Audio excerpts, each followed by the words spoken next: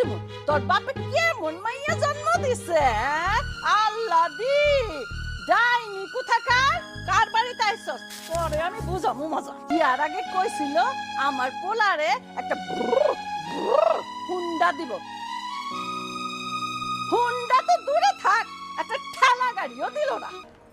এই যে নবাব জাতি জমিদারের মাইয়া হইছো না, খালি স্বামীর কাপড় চোপড় ধুই লইব, আঙ্গুরি কাপড় চোপড় কে ধুইব? তোমার একদিন কইছি না এই বাড়িতে থাকতে হইলে তোমার দাসী বান্ধি হয়ে থাকতে হইব, বুঝছো?